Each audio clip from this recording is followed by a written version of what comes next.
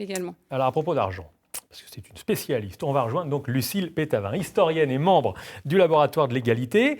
Vous interviendrez demain, Lucile, pour parler justement d'argent. C'est vraiment le nerf de, on dit le nerf de la guerre en général, la guerre contre justement ces inégalités entre les hommes et les femmes.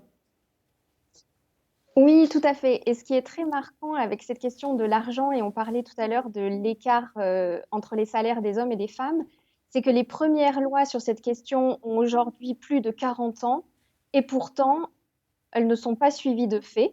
Et on voit qu'il y a une véritable résistance dans les mentalités sur cette question.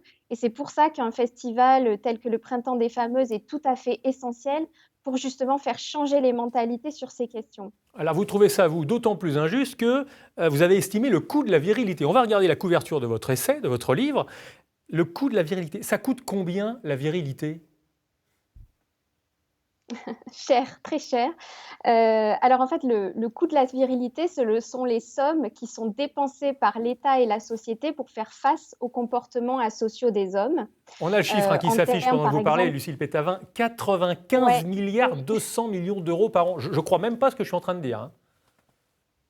Comment vous faites votre calcul? Alors, ce sont des alors c'est ça, ce sont des coûts donc liés aux frais de justice par exemple, aux frais de services de santé, aux frais de forces de l'ordre, puisque les hommes sont responsables de l'immense majorité des faits de violence, de criminalité, de délinquance et de comportements à risque dans notre société, si bien qu'ils représentent 83% des mis en cause par la justice, 90% des personnes condamnées par la justice.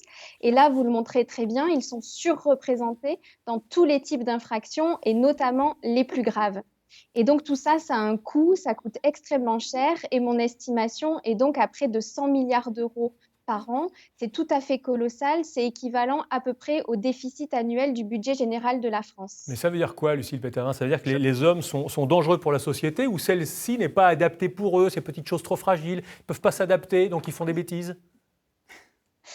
Non, alors les hommes ne sont pas violents par nature, ils peuvent tout à fait s'adapter. Il y a certains hommes qui sont pacifiques et qui le sont toute leur vie, et la science a largement démontré qu'il n'y avait rien chez eux qui les prédétermine à se comporter ainsi, ni le cerveau, ni la testostérone. C'est bien plus l'éducation qu'on leur donne avec des valeurs viriles qui les conduisent à se comporter ainsi.